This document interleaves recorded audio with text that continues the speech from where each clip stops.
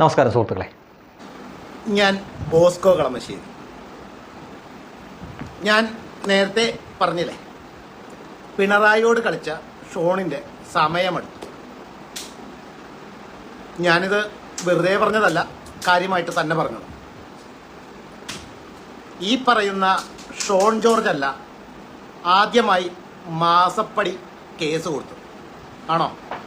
ഇത് ബോസ്കോ കളമശ്ശേരി എന്ന പേരുള്ള ഒരാൾ സോഷ്യൽ മീഡിയയിൽ പങ്കുവെച്ച ഒരു വീഡിയോ ആണ്. ഇത് ആദ്യം ഞാൻ കണ്ടപ്പോൾ, ഇതിൻ്റെ കുറച്ച് കേട്ടപ്പോൾ ഞാൻ ഓർത്തു, ഇയാൾ ഇത്ര മണ്ടനാണോ? ഇന്ന് ഈ 2026 ഈ കാലഘട്ടത്തിൽ ഒരാളെയൊക്കെ തീർത്ത് കളയുമെന്നൊക്കെ പറഞ്ഞുകൊണ്ട് ഈ മുഖവും കാണിച്ചുകൊണ്ട് സോഷ്യൽ മീഡിയയിൽ ഇതുപോലെ പോസ്റ്റ് ഇടാൻ ഇത്രയും മണ്ടനാണോ ഇയാൾ എന്ന് ഞാൻ ആദ്യം വിചാരിച്ചു. പക്ഷേ ഇത് കുറേ അങ്ങോട്ട് കേട്ടപ്പോഴാണ് എനിക്ക് മനസ്സിലായത്, ഷോൺ ജോർജ് എന്ന ഇപ്പോഴത്തെ BJP നേതാവിനെ അദ്ദേഹത്തിൻ്റെ ദിവസങ്ങൾ എണ്ണപ്പെട്ടു, അല്ലെങ്കിൽ അദ്ദേഹത്തിനെ തീർത്ത് കളയുമെന്ന തരത്തിൽ ഭീഷണിപ്പെടുത്തുന്നത് ഇയാളല്ല, ഈ ബോസ്കോ കളമശ്ശേരി എന്ന് പറഞ്ഞ വ്യക്തിയല്ല. ഇയാളുടെ സുഹൃത്തിന് ഉണ്ടായ ഒരു അനുഭവത്തിൻ്റെ വെളിച്ചത്തിൽ ഷോണിൻ്റെ അവസ്ഥയും അങ്ങനെ ആയിരിക്കും എന്നാണ് അയാൾ പറഞ്ഞു വരുന്നത്. അയാളുടെ തന്നെ വാക്കുകൾ കേട്ടു നോക്ക്. ഒരിക്കലുമല്ല. ആദ്യമായി മാസപ്പടി കേസ് കേരള ഹൈക്കോടതിയിൽ പെറ്റീഷൻ കൊടുക്കുന്നത് ഗിരീഷ് ബാബു ആണ്. ഗിരീഷ് ബാബു കൊടുത്ത കേസിനകത്ത് ഗിരീഷ് ബാബുവിന് കേസ് കൊടുത്തതിൻ്റെ പിറ്റേ ദിവസം മുതൽ, അല്ലെങ്കിൽ അന്ന് മുതൽ ഇവിടെയുള്ള പാർട്ടിക്കാർ വേട്ടയാടാൻ തുടങ്ങിയതാണ്. ആ വേട്ട തുടങ്ങിയ ആ നാൾ മുതൽ ഗിരീഷ് ബാബു എന്ന് പേരുള്ള എല്ലാവരേക്കും ചീത്ത കേട്ടിട്ടുണ്ട്. അതിൽ ആലുവയിലുള്ള ഗിരീഷ് ബാബു എന്ന് പറയുന്ന വേറൊരാൾ, കേസ് എന്താന്ന് പോലും പുള്ളിക്ക് അറിയാൻ പാടില്ലാത്ത ഒരാളെ പാർട്ടി പ്രവർത്തകർ വിളിച്ച് ചീത്ത പറഞ്ഞു. അത് അങ്ങോട്ട് പോട്ടെ, അയാൾ സ്ഥിരം കേൾക്കണമുണ്ട്. കുറേ പേര് അങ്ങോട്ടും തിരിച്ചു ചീത്ത വിളിച്ചു, തിരിച്ച് ഇങ്ങോട്ടും കേട്ടു, അങ്ങോട്ടും കൊടുത്തു, ഒക്കെ ചീത്ത കേട്ടു. അതും കഴിഞ്ഞിട്ടോ, കുറച്ച് ദിവസം കഴിഞ്ഞപ്പോൾ കേസ് ഹൈക്കോടതി കയറിയതിൻ്റെ പിറ്റേ ദിവസം ഗിരീഷ് ബാബു എന്ന് പറഞ്ഞ ആൾ മരണപ്പെട്ടു.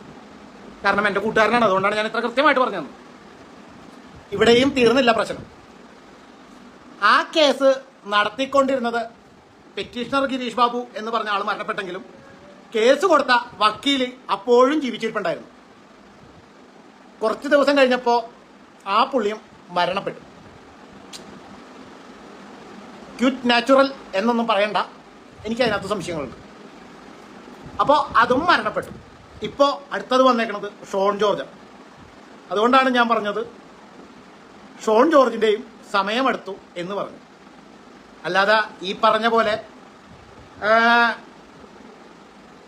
ഒരു കേസ് കൊടുത്തു എന്നുള്ളത് കൊണ്ടല്ല ഞാനത് പറഞ്ഞു. കേസ് കൊടുത്ത, അല്ലെങ്കിൽ കേസ് കൊടുത്തിട്ടുള്ള എല്ലാവരും ഇന്ന് മരണപ്പെട്ടിട്ടുണ്ട്. അതുകൊണ്ടാണ് ഞാൻ അങ്ങനെ കൃത്യമായിട്ട് ഞാൻ പറഞ്ഞത്. ഇവിടെ കൊണ്ടും തീർന്നു എന്നൊന്നുമല്ല, തുടങ്ങും. കാരണം മാസപ്പടി കേസ് എല്ലാ രാഷ്ട്രീയ പാർട്ടികളും മേടിച്ചിട്ടുണ്ട് കാശ്. കരിമണൽ കർത്തയുടെ വീടിൻ്റെ മുമ്പിൽ ക്യൂ നിൽക്കുന്ന, അല്ലെങ്കിൽ ഓഫീസിൻ്റെ മുന്നിൽ ദർശനം നടത്തുന്ന, പണ്ട് മമ്മൂട്ടിയുടെ സിനിമയിൽ ശ്രീനിവാസൻ വന്ന് ചോദിക്കുന്ന, ഇവിടെ വരുന്ന എല്ലാവർക്കും കാശ് കൊടുക്കുന്നുണ്ടെന്ന് പറഞ്ഞു കേട്ടു, അതുകൊണ്ട് വന്നതാണ് എന്ന് പറഞ്ഞ അവസ്ഥയിലാണ്. സത്യത്തിൽ മാസപ്പടി കേസ് ഉള്ളതാണ്, അല്ലാതെ ഇല്ലാത്തൊരു സാധനമൊന്നുമല്ല.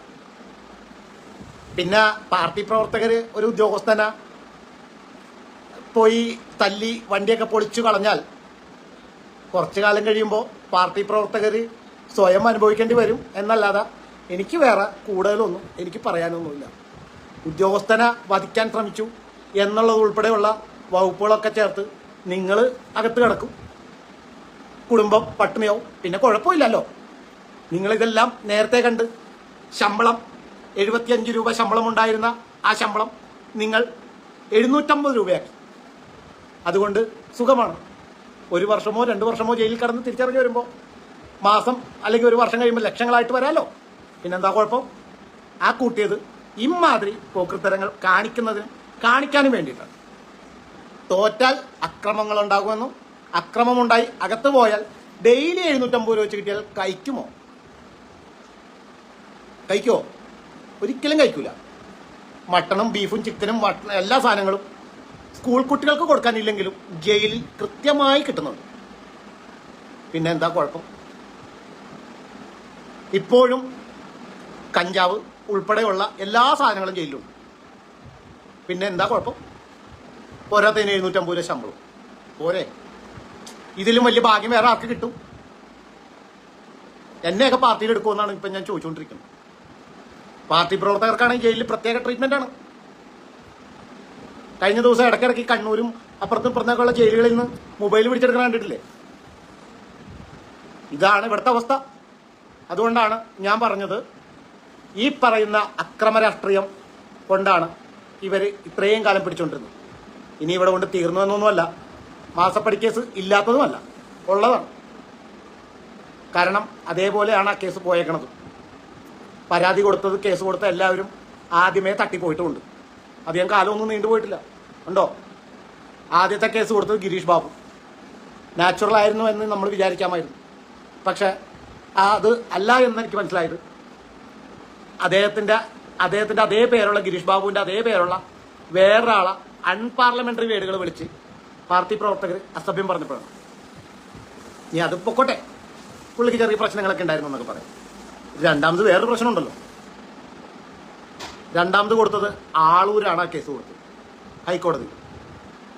ഹൈക്കോടതിയിൽ കേസ് കൊടുത്ത ആളൂര് ഇപ്പൊ എവിടെയുണ്ട്? അയാളും പരലോകത്തെത്തും. അതുകൊണ്ടാണ് ഞാൻ പറഞ്ഞത്, ഇനി അടുത്തത് ഷോൺ ജോർജാണ്. ഷോൺ ജോർജിന്റെ സമയം ഏകദേശം എടുത്തിട്ടുണ്ടോ എന്ന് എനിക്ക് സംശയമുണ്ടെന്ന് തോന്നുന്നു. ശരിയാണ്. ഒരു ഗിരീഷ് ബാബുവാണ് ആദ്യം കരിമണൽ കർത്തയ്ക്കും വീണ തൈക്കണ്ടിക്കും എതിരെയൊക്കെ ആയിട്ടുള്ള കേസുമായിട്ട് പോകുന്നത്. പിന്നീട് അയാൾ മരണപ്പെട്ട വാർത്തയാണ് നമ്മൾ അറിഞ്ഞത്. പിന്നെ അയാളുടെ വക്കീൽ കൂടി മരണപ്പെട്ടു എന്നാണ് ഇയാൾ പറയുന്നത്. ഇയാളുടെ സുഹൃത്തായിരുന്നു എന്നും പറയുന്നുണ്ട്. അതിനാൽ ഈ ഷോൺ ജോർജിൻ്റെ അവസ്ഥയും ഇത് തന്നെയായിരിക്കും എന്നാണ് പറയുന്നത്. പക്ഷേ ഒരു വ്യത്യാസമുണ്ട്. ഷോൺ ജോർജ് ഇന്ന് ഇന്ത്യയിലെ ഏറ്റവും വലിയ പാർട്ടിയും അതേപോലെ തന്നെ ഇന്ത്യ ഭരിക്കുന്ന BJPയിലെ ഒരു നേതാവാണ്. ഈ ഗിരീഷ് ബാബുവിനെയോ അല്ലെങ്കിൽ അയാളുടെ വക്കീലിനെയൊക്കെ ചെയ്ത പോലെയൊക്കെ ഷോൺ ജോർജിനെ ഇല്ലായ്മ ചെയ്യാൻ പറ്റില്ല എന്നത് ഒരു യാഥാർത്ഥ്യമാണ്. പക്ഷേ അങ്ങനെ പറ്റുമായിരുന്നുവെങ്കിൽ അവരത് നേരത്തെ ചെയ്തേനെ എന്നുകൂടി ഇയാളുടെ വാക്കുകൾ കേട്ടാൽ നമുക്കത് മനസ്സിലാക്കാൻ പറ്റും. നടക്കാത്തത് കൊണ്ട് മാത്രമായിരിക്കാം, BJP എന്നൊരു പാർട്ടിയിൽ അംഗമായി അതിലെ നേതാവായിരിക്കുന്നത് കൊണ്ട് മാത്രമായിരിക്കാം ഒരുപക്ഷെ ഗിരീഷ് ബാബുവിനുണ്ടായ അനുഭവം ഷോൺ ജോർജിന് ഉണ്ടാവാതെ പോയത്.